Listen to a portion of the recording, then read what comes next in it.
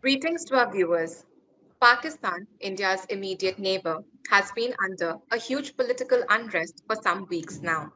However, the situation is not as simple as it appears, with news inflowing from the current cricketer turned Prime Minister Imran Khan being ousted from power. Please join me in welcoming today's expert, Vaishali Basu Sharma.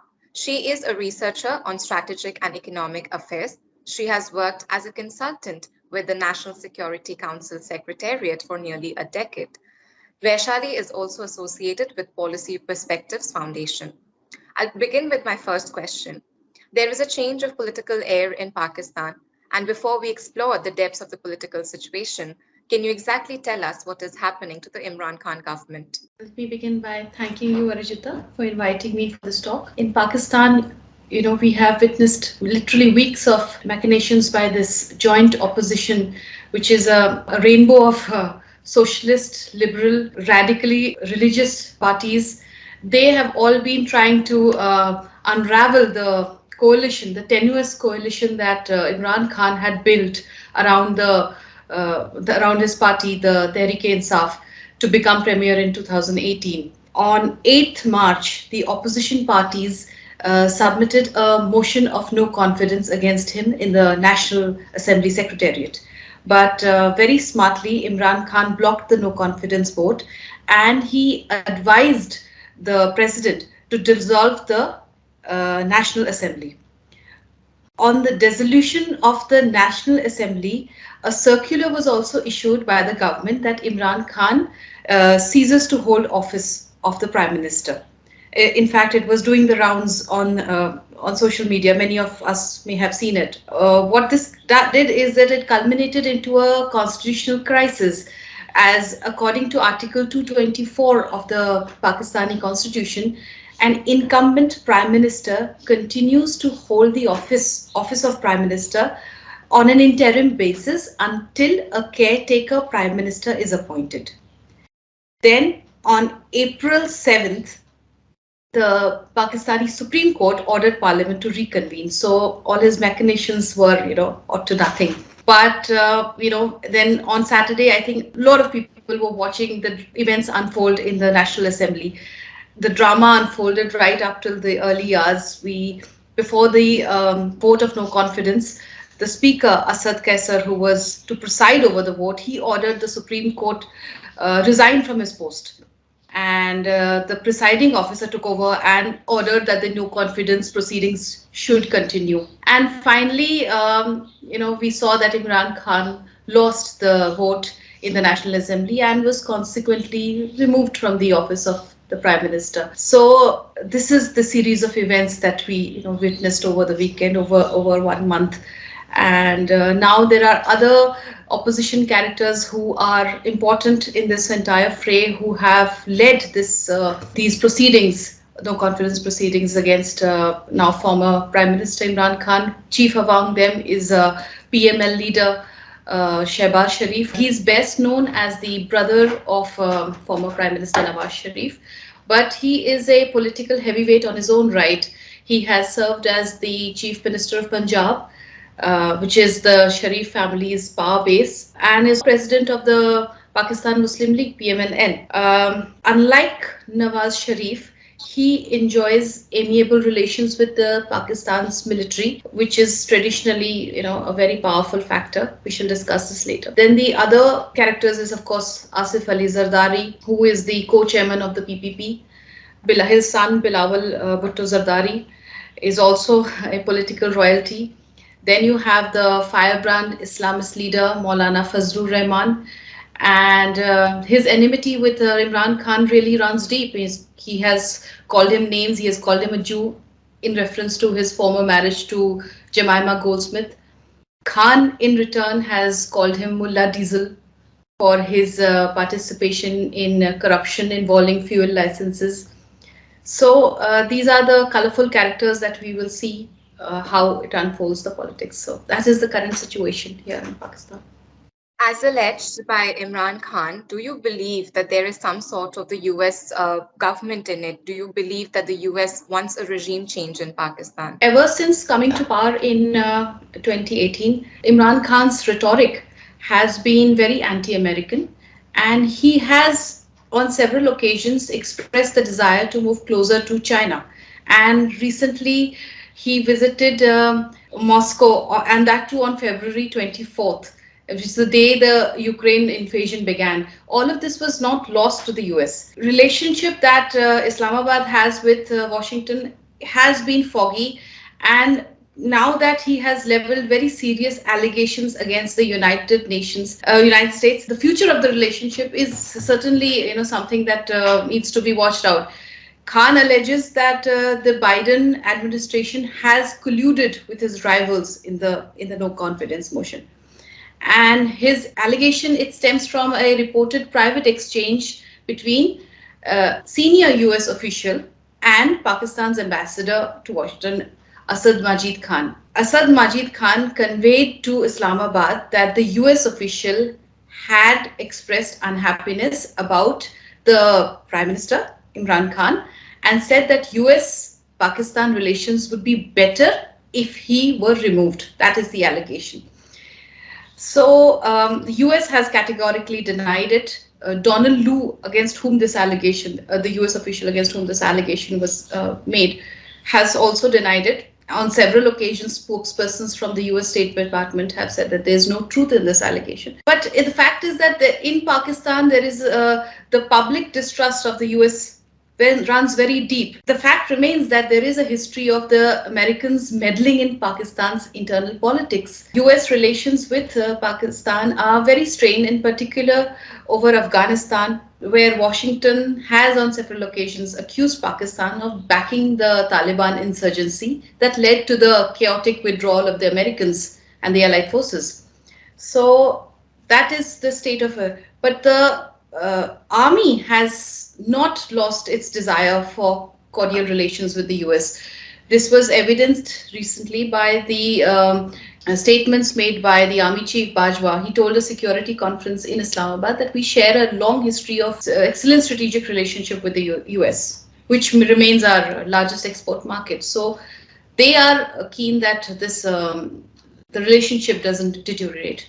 Speaking of the Pakistani army, do you see that there will be days forward where you feel that the Pakistani army might take the rule back in Pakistan? Civilian control by any government, especially in the case of Imran Khan, has been a misnomer.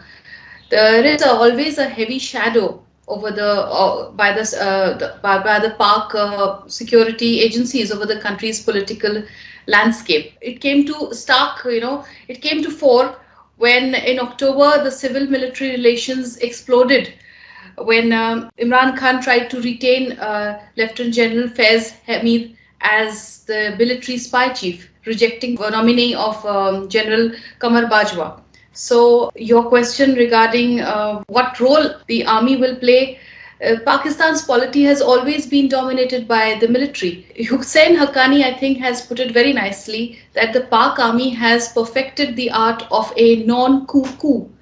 Retired army officers, even serving military personnel, are occupying a lot of civilian posts in army. Although the days of the martial law, official military rule in Pakistan may have gone, but it is highly unlikely that their influence will lessen. You see, there are various federal ministers who have links to the army, important posts. For example, Air Marshal Arshad Malik was selected to head the nation's the Pakistan International Airlines. General Asim Salim Bajwa, who headed the ISPR in the past, was appointed as special assistant to Imran Khan on information. So there are several such examples. The role of the army in the electoral politics is well known, well documented. The military has expanded its tentacles across so many businesses. It has become a parallel economy in itself. Analyst Aisha Siddiqa has termed it as the milbus, which refers to when the military capital that is used for personal benefit of the military fraternity, especially of the officer cadre, but it is neither recorded nor part of the defense budget. No previously elected prime ministers have completed their term in Pakistan, and it has been the same with Imran Khan. But however, this has also kind of pushed the country into a political and an economic instability. So, do you believe that the coming elections, now that the Imran Khan government is ousted from power, will be a new age of hope for the people of Pakistan? At the moment, although Imran Khan has been defeated inside parliament, he is unlikely to be a spent force. I mean, if you look at just the statements on the social media platforms, it surprises me that the same man who was a month ago being blamed for everything from inflation to suddenly, because he's brought in the factor of the American interference, is being hailed on the social media platforms. The cyclical nature of Pakistani politics has seen, former prime ministers rebound. That is one thing. He is not entirely, in the sense that he's quite popular under his regime. The anti-corruption agency in Pakistan, their performance had improved, you know, significantly, and there was a lot of recovery of corruption money. Khan's government had rolled out one of the largest welfare programs, ESAS, in a Gallup survey in 2021. 7 out of 10 Pakistanis, I mean, over 70%, according to the poll, had a favorable view of the government's, Imran Khan government's handling of the coronavirus. So Khan may have the advantage of maybe clawing back, because he has been addressing, although he is not able to tackle inflation, he has been addressing it. He has been addressing the foreign interference, so that has made him sort of a hero. So, the same people who were abusing Khan, like I said, now they say that he stood up for a proud and independent Pakistan. But any government that comes will have to face the same daunting challenges that he did. There is, the inflation, the economy, governance overall is challenges that that he's likely any next government is likely to face. My last question to you would be that India right now is surrounded by an extremely unstable neighborhood. We have Pakistan to the west, China up north, and then we have Sri Lanka down south. Do you feel that Pakistan's crisis may bring some sort of an implication for India as well? There have been no formal diplomatic talks between India and Pakistan for years because of the deep distrust over a range of issues. Khan has been of late speaking very highly of India. He has spoken, and that has been very popular on the social media. He has praised India for standing up to world powers. But in the past, he has made very extremely critical comments about Prime Minister Narendra Modi. So there is this vacillating character that you see in him. From this crisis, it is hoped that a more stable government may emerge in Pakistan, even if it is heavily influenced by the army. I think within the army there is a certain element which wants a improvement of relations with India. We just have to wait and see. The elections which were scheduled for November 2023 are most likely to be preponed, and if there is a stable government which has got a better base in the National Assembly, like Imran Khan's government was a patchwork of too many members in the coalition. So if there's a more stable government, I think this would be a positive step. It could have influence on India-Pakistan relations. As far as you talked about instability in the neighborhood in Sri Lanka, what we are seeing is the results of a debt trap, that the Chinese debt trap that we see. So from it, what could emerge in a way is reckoning that the relentless manner in which Chinese projects were being sought by neighborhood countries, and the way in which the debt trap was laid out, has had very negative impacts on these nations. India has been there to help out all of the South Asian countries in this crisis. We are witnessing this in Sri Lanka.